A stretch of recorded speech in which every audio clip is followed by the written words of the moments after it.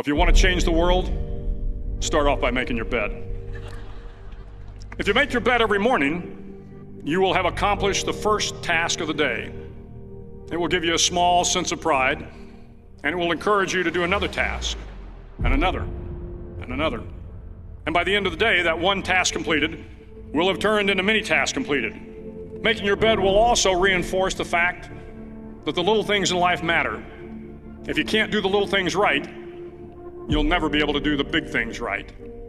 And if by chance you have a miserable day, you will come home to a bed that is made,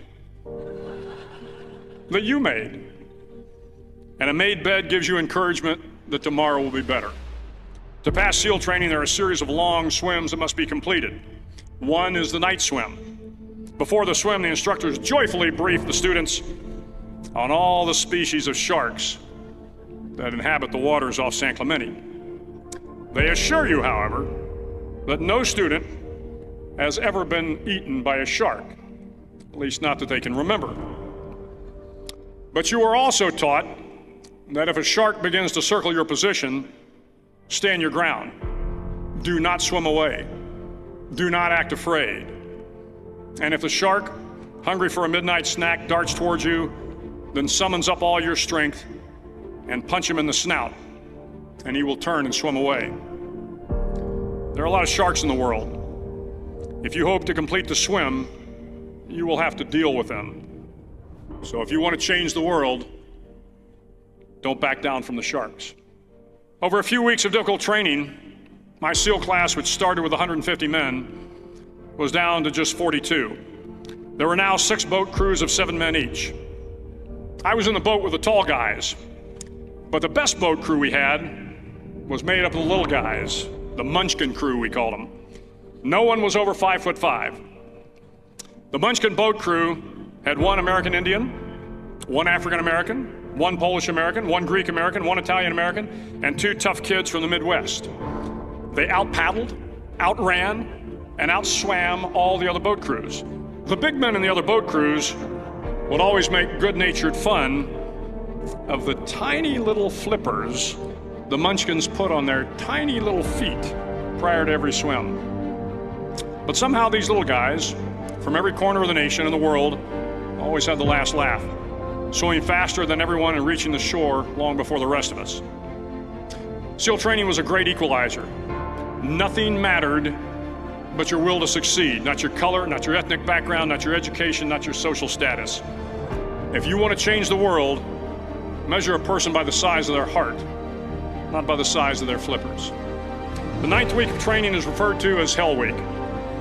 It is 6 days of no sleep, constant physical and mental harassment, and 1 special day at the Mud Flats.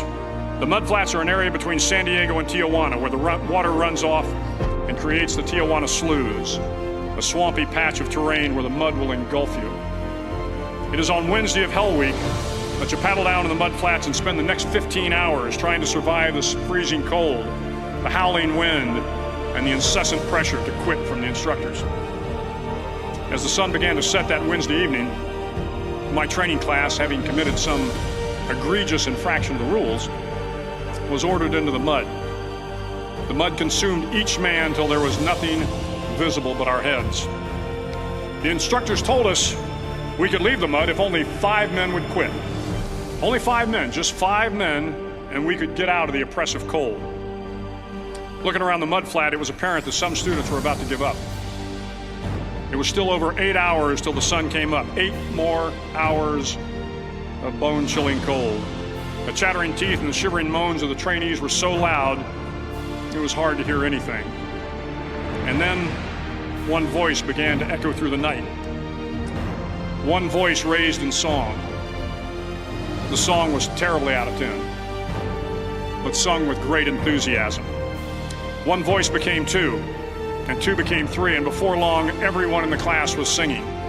The instructors threatened us with more time in the mud if we kept up the singing, but the singing persisted, and somehow the mud seemed a little warmer, and the wind a little tamer, and the dawn not so far away.